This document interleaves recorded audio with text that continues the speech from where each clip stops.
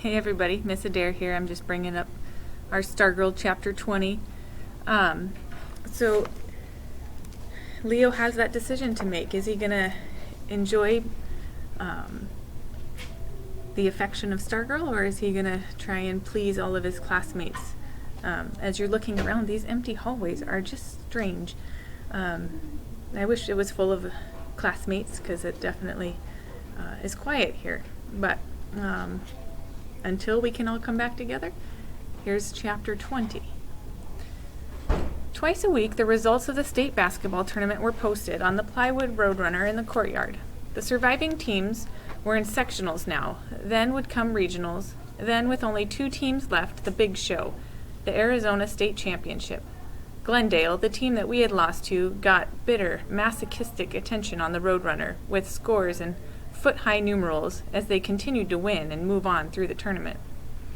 Meanwhile, Stargirl was involved in a tournament of her own, the oratorical contest.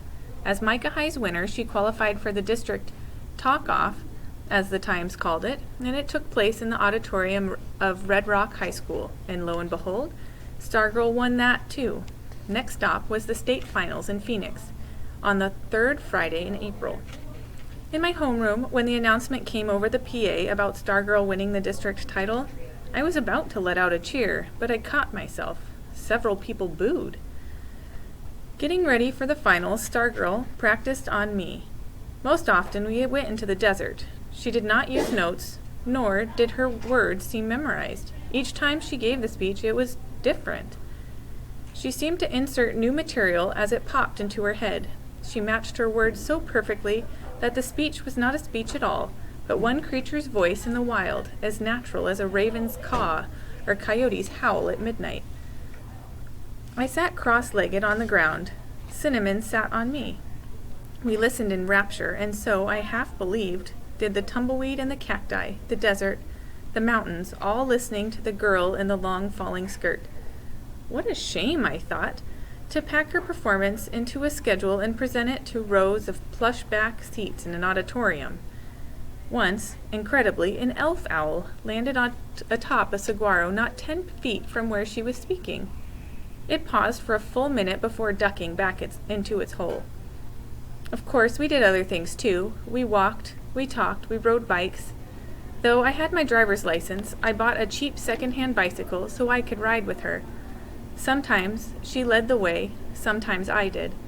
Whenever we could, we rode side by side. She was bendable light, and she shone around every corner of my day. She taught me to revel. She taught me to wonder. She taught me to laugh. My sense of humor had always been measured up by everyone else's, but timid, introverted me, I showed it sparingly. I was a smiler. In her presence, I threw my head back and I laughed out loud for the first time in my life. She saw things. I had not known there was so much to see. She was forever tugging my arm and saying, "Look!" I would look around, seeing nothing. "Where?" And then she would point. "There!" In the beginning, I still could not see. She might be pointing to a doorway or a person or the sky. But such things were so common to my eyes, so undistinguished, that they would register as nothing. I walked in a gray world of nothings. So she would stop and point out that the front of the door of the house we were passing was blue, and that the last time we had passed it, it had been green, and that, as near as she could tell, someone who lived in that house painted the front door a different color several times a year.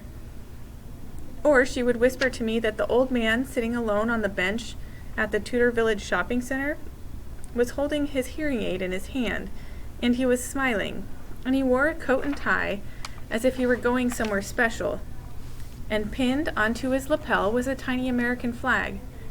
Or she would kneel down and pull me down with her and show me the ants, 2 of them, lugging the lopped leg of a beetle 20 times their size across the sidewalk, as might 2 men were as strong as ants, carry a full-grown tree from one end of town to the other. After a while, I began to see better, and when she said, "Look," and I followed her pointing finger, I saw. Eventually, it became a contest. Who could see it first? And when I finally did it and said, "Look," and pointed and tugged her sleeve, I was as proud as a first grader with a star on his paper. And then there was more to seeing than that. What she saw, she felt. Her eyes went straight to her heart. The old man on the bench, for example, made her cry. The lumberjack ants made her laugh. The door of many colors put her in such a snit of curiosity that I had to drag her away. She felt she could not proceed with her life until she knocked on such a door. She told me how she would run the Micah Times if she were the editor.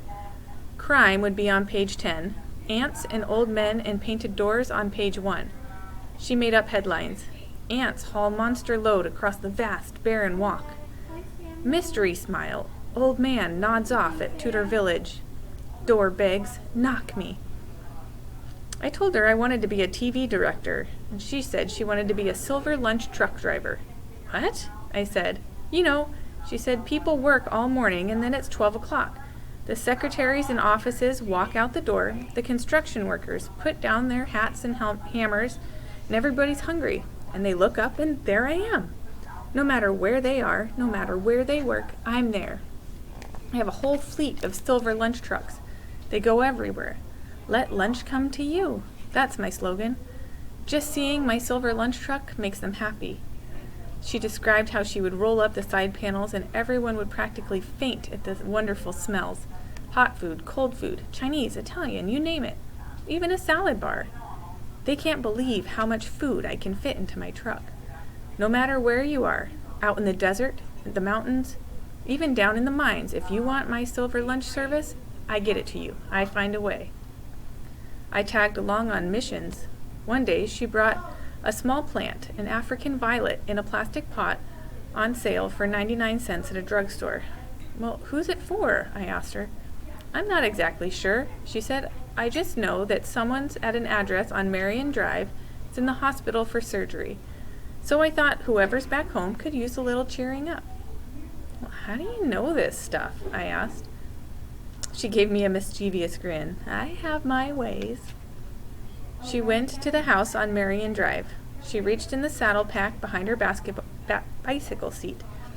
She pulled out a handful of ribbons, and she chose a pale violet one that matched the colors of the tiny blossoms, and stuffed the remaining ribbons back into her seat pack. She tied the violet ribbon around the pot.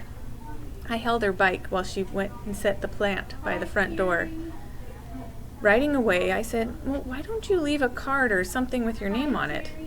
The question surprised her. Well, why should I?